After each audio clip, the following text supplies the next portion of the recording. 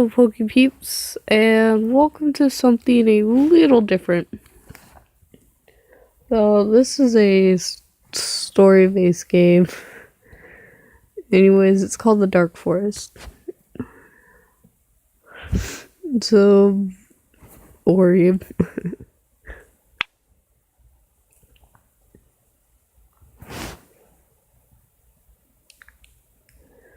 Your adventure is just beginning. Some endings are free. If you want to discover all, help us unlock one path.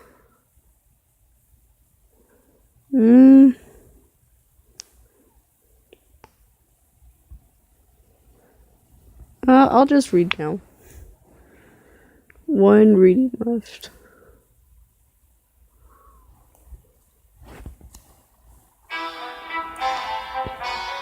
One of the finest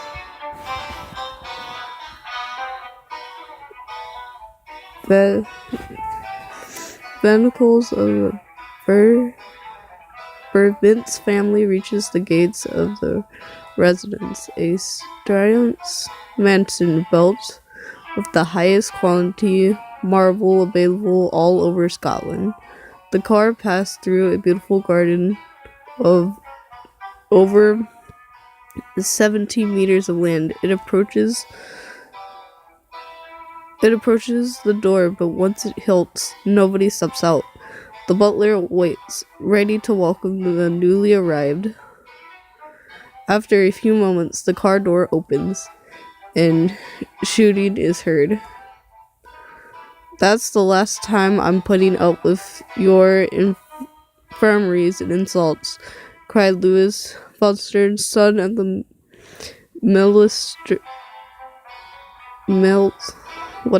Puller veteran. Very low and stern manner, Lewis's dad steps out of the car behind him, observing him with a stern and disapproving look. Lewis, still full of rage, addresses his father with words of reproach. "You think I don't deserve all of this? You think I'm not worthy? Fine.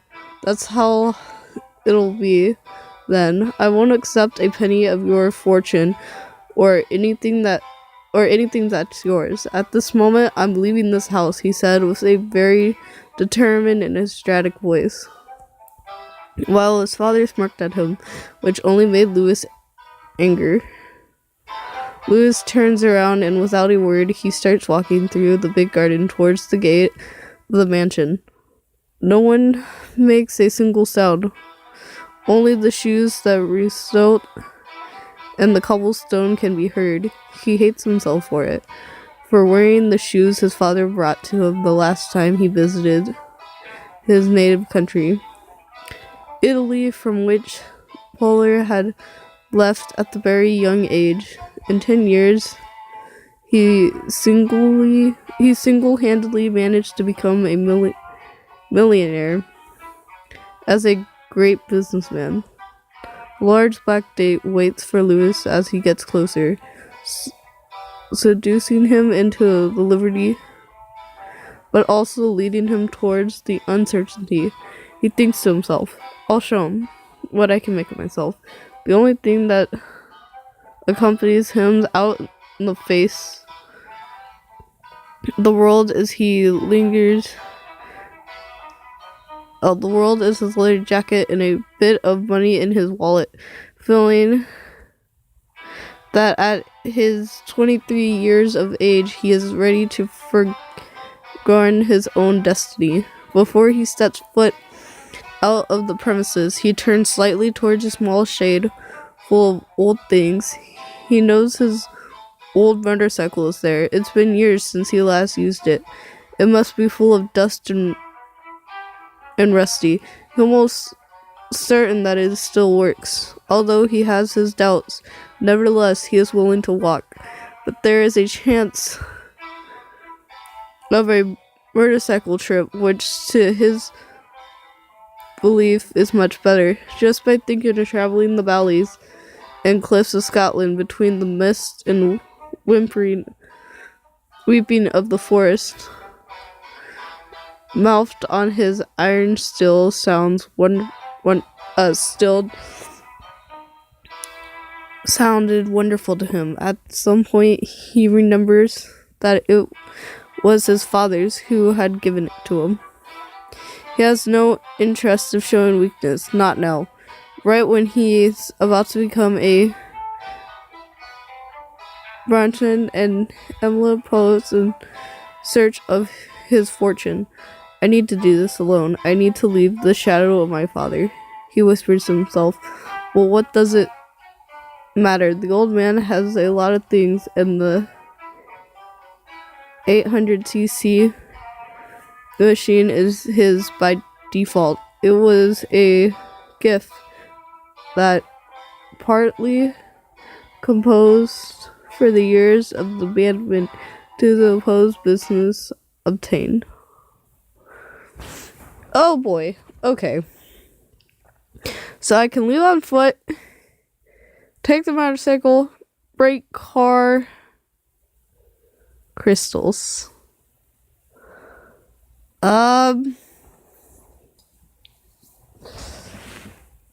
Character doesn't want to show weakness, and he practically just said that he wasn't taking anything from his father.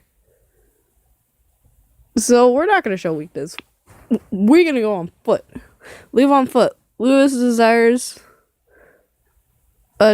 nothing of his father, nothing that he himself hadn't accomplished. After all, he also had the Bernson blood running through his veins, and they always knew how to be successful.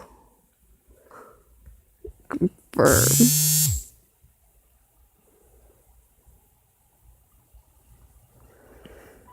Leaving on foot. 2 seconds seemed like entirely to decide. He frowns and walks towards the gate with a certainty that he couldn't start his tentacle life with the cowardly decision of taking the motorcycle. No, sir, you started this alone, and alone you will finish, he yells entirely. The hinges of the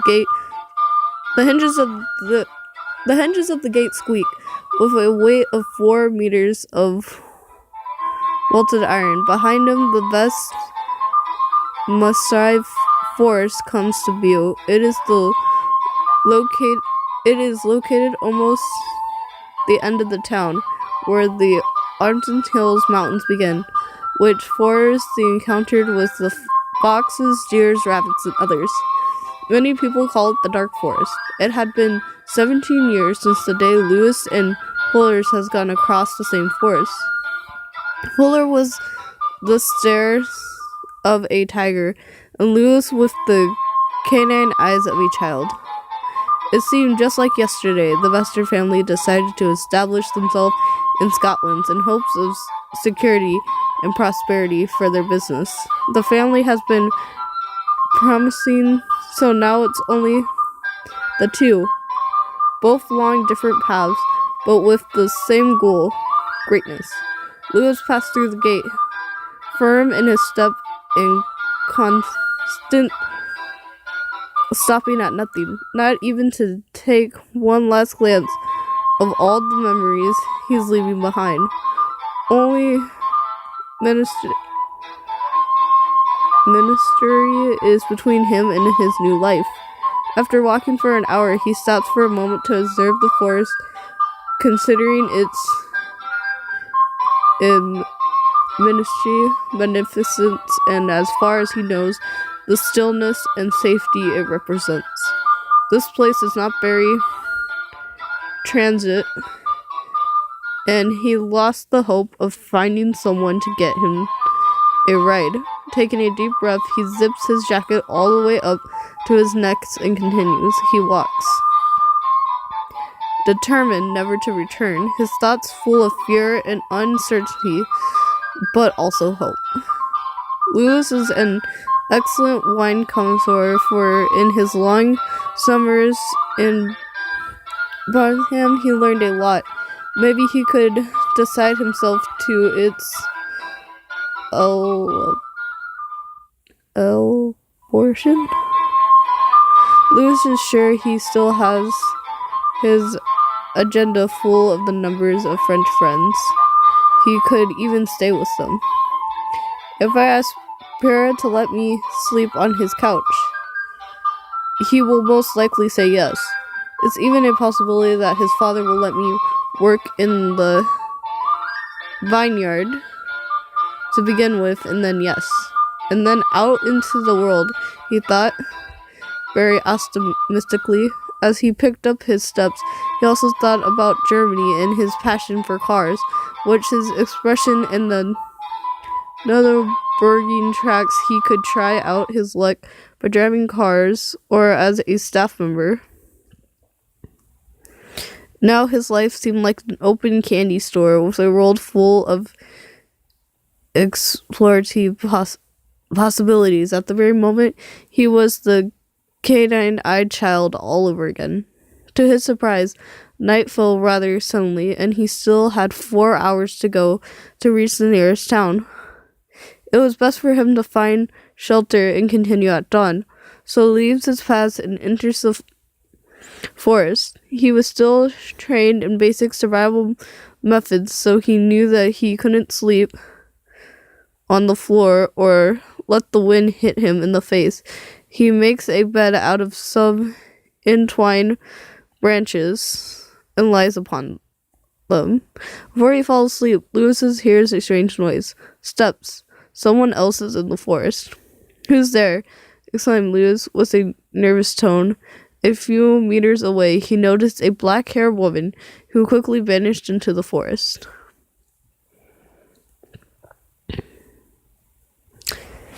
You know something? Every scary story I ever read, we are going to do the dumb choice. And we are going to follow.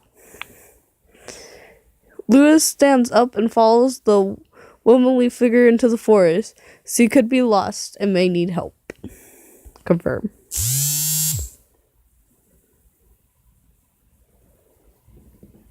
Hang on. Never mind. Well, that's something. You're welcome, all email viewers. I don't know. Lewis never listens to Old Witch and Forest Beast tells that he would hear as a child.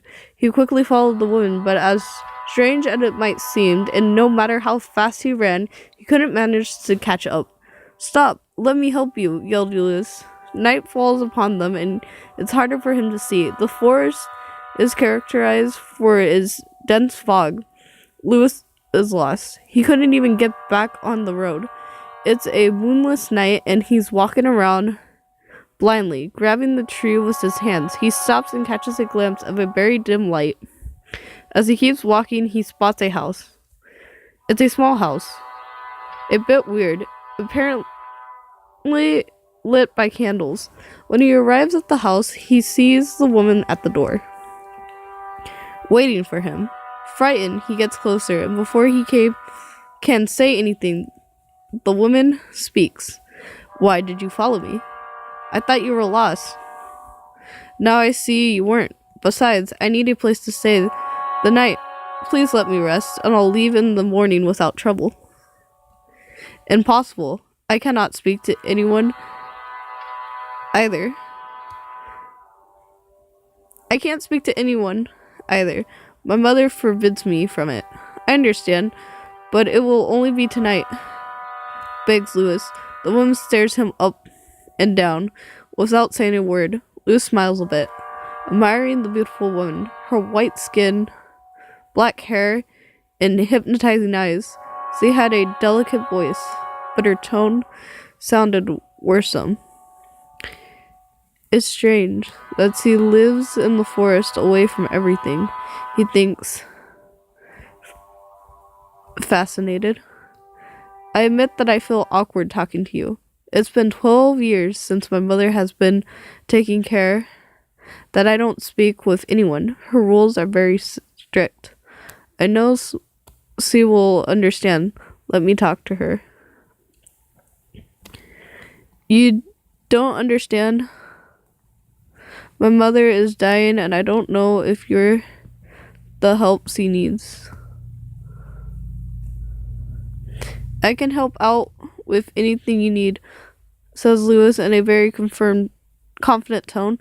The woman lowers her head as he thinks. Her mother has never allowed any type of visitors. This could get her into serious trouble. But on this one occasion, her mother strongly told her she needed help. She sharply asked her to seek help from a woman or child. Lewis obviously filled neither of those requirements. Okay. You can come in. Please don't be shocked by anything you see. Lewis hesitates because of what the woman had said, but speedily enters to check it out.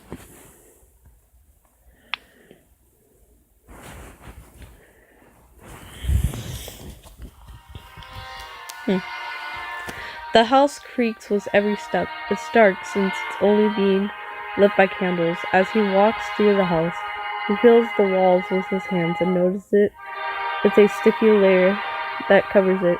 He can't help but shiver. All sorts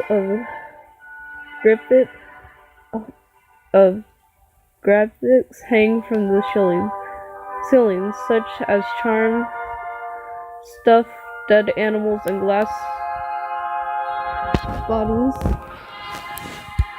full of different colored liquids. Lewis, unable to hide his emotions, is shocked that the house is so much bigger on the inside than what it looks like from outside.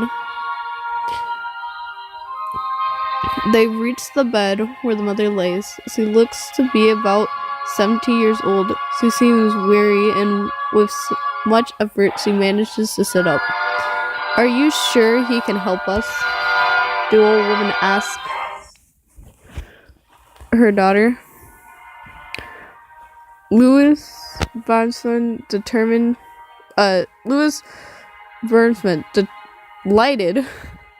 delighted to meet you. I'll help you in anything you need. The old woman glares at Lewis, signals the young woman, and shows a displeased expression. Go away. I don't want to see you, and finish the task I gave you, she demands, treating the young woman more as a slave than her daughter. She looks towards Lewis and naturally says to him, I need a few ingredients from the forest. My daughter can't bring them anymore. There's a bit tough to obtain. I will truly appreciate it, young man. I'll pay you with a Benson gold coin I have stored for years. A bit of money wouldn't be so bad.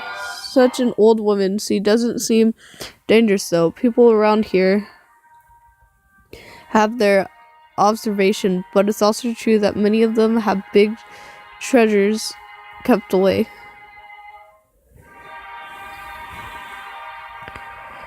Okay, I'll help her, and then I'll leave, he thought to himself. Alright, I'll help you. Count on it, he answered, confident. The gold coins aren't necessary, but they would come in handy right now, added Lewis, trying to sound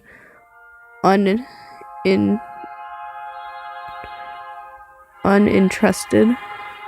The old woman tells him that at dawn she will give him a list of what she needs. Meanwhile, he can stay the night for protection from the cold and forest animals.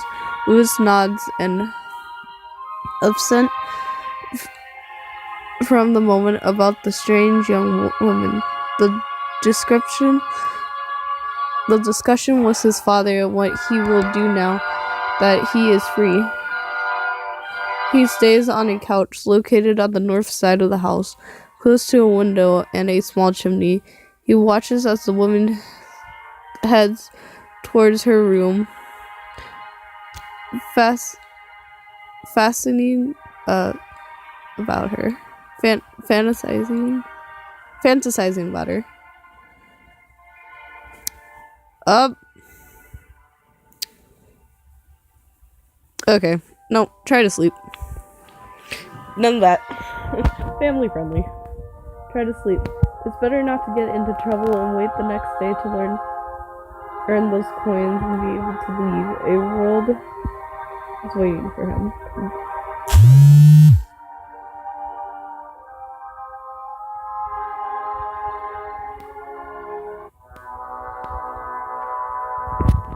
It's hard for Lewis to fall asleep.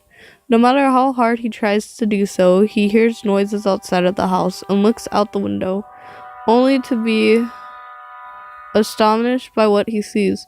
The old woman staring through the forest in a pace too fast for someone who claims to be sick just moments ago. He decides to follow the woman at a reasonable and safe distance, and she arrives to a type of ceremony painted on the ground as a pentagram and salt circles surrounded it. Lewis loses sight of the old woman and, scared, he returns to the house to clear his thoughts. Carefully, he returns the house and goes to check the old woman's room. Surprisingly, he sees her asleep, as if nothing had happened. Impossible. I just saw her out in the forest, thinks Lewis. He examines the house, checking out all the custodies that were hanging from the ceiling. With fear on his face,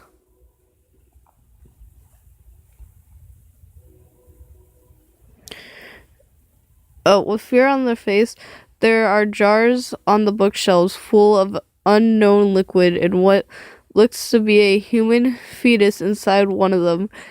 Carewood crust lied on the floor, and despite his curiosity, he doesn't open them. Lewis feels his stomach turns up, and in his mind, he's just thinking as he slowly sits back down on the couch. Run. It is possible that all the witch tells are true. Lewis doesn't know what to do. In that moment, he remembers his stern father, who never showed the slightest sign of fear, even in tough situations. What would my father do? After thinking a few moments to meditate, he makes a decision.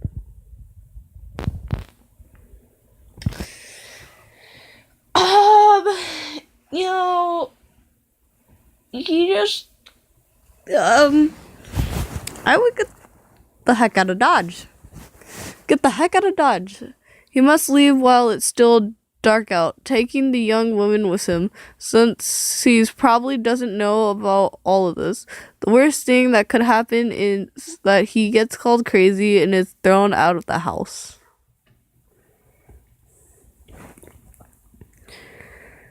Well, that's all the time I have for this video. If you guys liked it, catch the like button, like a peep, and subscribe if you haven't already, and leave a comment. I like to see your guys' comments. Bye, Poke Peeps.